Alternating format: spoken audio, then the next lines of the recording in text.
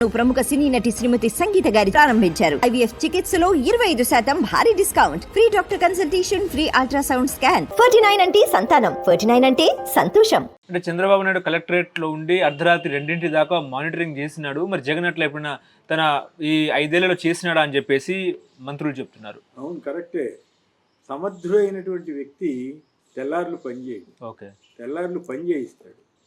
సంబంధించిన అధికారులతోటి, సంబంధించిన శాఖలతోటి డైరెక్షన్ ఇచ్చి చేయిస్తాడు. జగన్ ఏం చేశారు?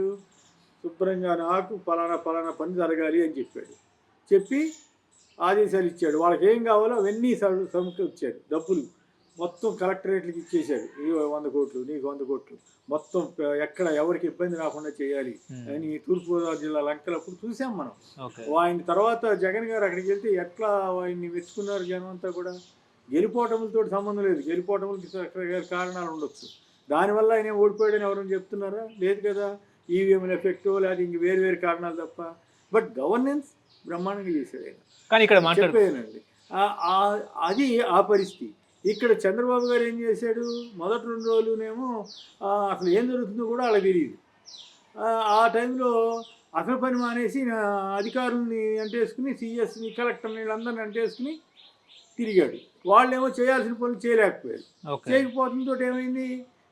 వరద బాధితుల కష్టాలు సహాయం అందలేదు. అది నేను చెప్పడం కాదు, తెలుగుదేశం పత్రికలు ఈనాడు, ఆంధ్రజ్యోతిలో రాశారు. ఈనాడులో కొంత ఎక్కువ రాశారు, కానీ ఆంధ్రజ్యోతి ఎక్కువ కవరేజ్ చేసి చంద్రబాబు తప్పే లేదన్నట్టు తిరగడానికి వాళ్ళు ఎక్కువ ప్రయత్నం చేస్తున్నారు ఈనాడు వాళ్ళు.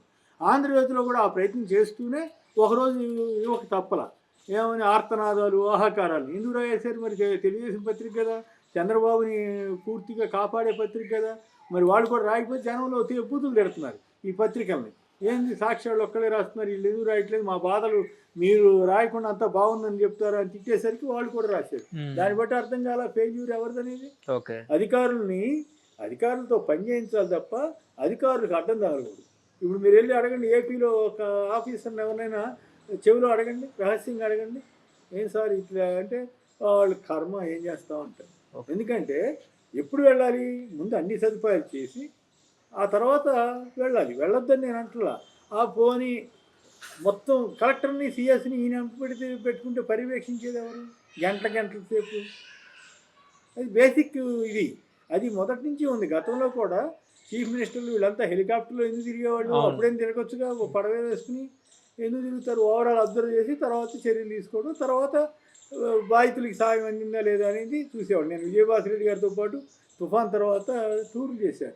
ఆయన తుఫాను వచ్చినమ్మటే వెళ్ళేసి కూర్చోవాలి అక్కడ, లేదా ఎన్టీ రామారావు గారు వెళ్ళి కూర్చోవాలి. ఆ వరదప్పుడు మరి వీళ్ళు ఎందుకు లేదు? నేను చెప్పాను, తూర్పుగోదావరి జిల్లా గండికి పడింది. గండి పడుతున్నప్పుడు మరి వీళ్ళు అక్కడ లేరుగా. గండి పడిన తర్వాత కూడా వెంటనే ఎన్టీ రామారావు గారు వచ్చి అక్కడ కూర్చుని తిరగలేదు. మళ్ళీ ఏంటంటే ప్లేయింగ్ టు ది గ్యాలరీస్ అంటారు అనమాట. జనాన్ని మాయ చేయడం కోసం నేను తిరిగాను, నేను జేసీబీ ఎక్కి ఎవరన్నా ర్యాలీలాగా తిరుగుతారా? సీఎం తిరిగాడు, అది మంచిగా కాడా అంటే నేను కొందరు నచ్చొచ్చు, అది వేరే విషయం. ట్రైన్ పక్క నుంచే ట్రైన్ పక్కన నిలబడితే ట్రైన్ ప్రమాదం అని వాళ్ళు ప్రచారం చేశారు. అమ్మో త్రుటిలో ప్రమాదం తక్కువైందని అంటే ప్రచారం, అంటే ప్రజల కోసం తన ప్రాణాలు లెక్క చేయలేదు. ఆ పిచ్చి పీక్కి వెళ్ళిందంటే అదే. ఇప్పుడు అక్కడ పాయింట్ ఏంటి? మీరు ఆ వీడియో మీరు చూసారా లేదు? నేను చూసా. అది వెళ్ళారు, వంతెన మీద నిలబడ్డాడు ఆయన, పక్కన రైల్వే ట్రాక్ ఉంది, దాంట్లో ప్రమాదం ఏంటి జరుగుద్ది? పోనీ ఆయన చుట్టూరా సెక్యూరిటీ వాళ్ళు ఉన్నారు కదా. అంటే ప్రజల కోసం వాళ్ళకి కాకుండా ప్రాణాలను కూడా లెక్క చేయలేదు చంద్రబాబు. అలాంటి సీఎం కావాలి, గడ్స్ను సీఎం అని చెప్పేసి. ఇప్పుడు ఆయనే ఉన్నాడు కదా, ఎవరొద్దన్నారు? ఇప్పుడు జనానికి ఇప్పుడు రేషన్ నేను ఇంటికి రాను, రేషన్ షాపులకు రమ్మని చెబుతున్నానంట.